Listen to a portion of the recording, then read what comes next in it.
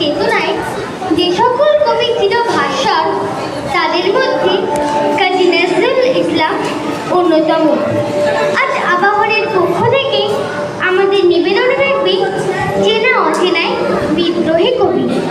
1899 খ্রিস্টাব্দের 24শে মে পশ্চিমবঙ্গের বর্ধমান জেলার চুরুলিয়া গ্রামে জাবেদা খাতুন ও কাজী ফকির আহমেদের সংসারে জন্ম নেন কাজী নজরুল। কবির ছোটবেলার ডাকনাম ছিল দুঃখ মিয়া। দুঃখের সাথে গ্রন্থিবন্ধন করে তার জীবনের পথ চলার শুরু এবং শেষও বলা যেতে পারে। পিতা ফকির আহমেদ ছিলেন স্থানীয় মসজিদের ইমাম ও মাজারের খাদেম। 9 বছর বয়সে পিতাকে হারানোর পর স্থানীয় মসজিদে কাজ শুরু করেন নজরুল। ছোটবেলায় নজরুল মাদ্রাসায় লেখাপড়া শুরু করেন। তিনি সুললিত কণ্ঠে কোরআন পড়তে পারতেন। এই সময় দুষ্টুমির পাশাপাশি নজরুল তার আপন কাকার কাছে ফার্সি ভাষা ও সাহিত্যের নানা পাঠ নিতে থাকেন। ছোটবেলা থেকেই সাহিত্যের প্রতি অপার ভালোবাসা থেকে তার সৃষ্টিগুলি অমর রয়ে চলেছে। দারিদ্রতা কখনো তার সাহিত্যকর্মে প্রতিবন্ধক হয়ে ওঠেনি। তিনি বিদ্রোহী কবি নামে আখ্যায়িত। তবে ছোটদের জন্য তার সাহিত্য ভাণ্ডার কিন্তু অপরিসীম। তার লেখা ঝিঙে ফুল কাব্যগ্রন্থে তিনি শিশুদের জন্য অসংখ্য কবিতা লিখে গেছেন।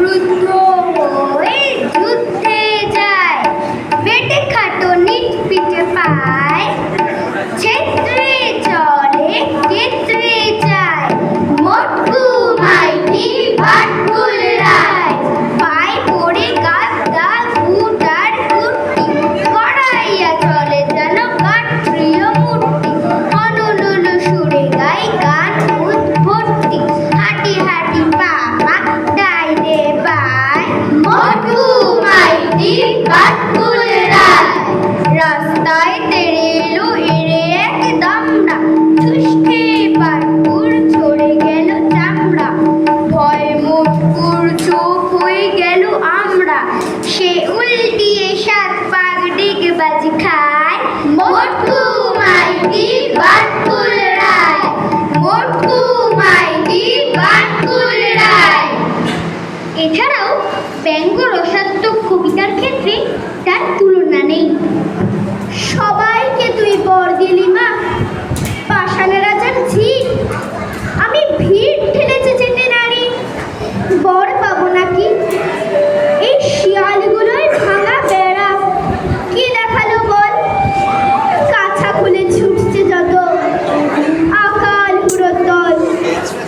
দূরের থেকেই বলছি মাগো, কান দুটোকে খোল, তুই কি শুনতে পাবি গো মা, বাজে যা থাক ঢোল। বেশি কিছু চাই নে আমি, চাইবো না কো জাতা, ঢোল ডালতে পারি যেন মুড়িয়ে দুঃখের মাথা। তোর সিংহীটাকে দে মা ছেড়ে 1 মিনিটের তরে, আমার যত পাওনাদার মা সব কটারে ধরে ঠেসে গোটা কতক করে মেরে আসুক থাবা, মনের সুখে বলবো বাছা আর কি টাকা চাবা।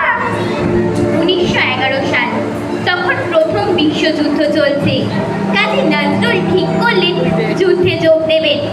1919 সালে সেনাবাহিনীতে কর্মরত অবস্থায় তার বাউন্ডুলে আত্মকাহিনী সওগাত পত্রিকায় প্রকাশিত হয়। তার প্রথম প্রকাশিত কবিতা মুক্তি। 1921 সালের অক্টোবর মাসে বোলপুরের শান্তিনিকেতনে কাজী নজরুল ইসলামের সঙ্গে রবীন্দ্রনাথ ঠাকুরের দেখা হয় এবং তখন থেকে প্রায় 20 বছর এই দুই কবির মধ্যে যোগাযোগ অক্ষুণ্ণ থাকে।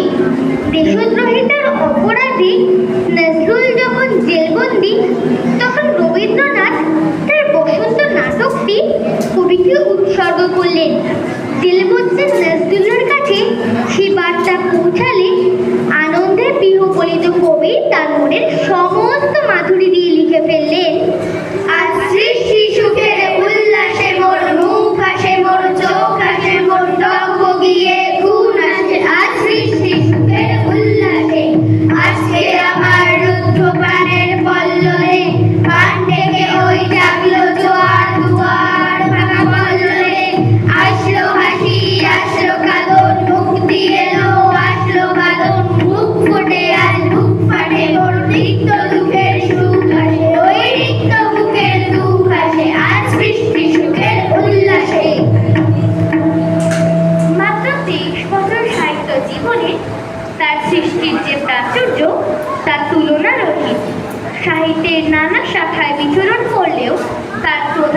ভাষায় তিনি কবি।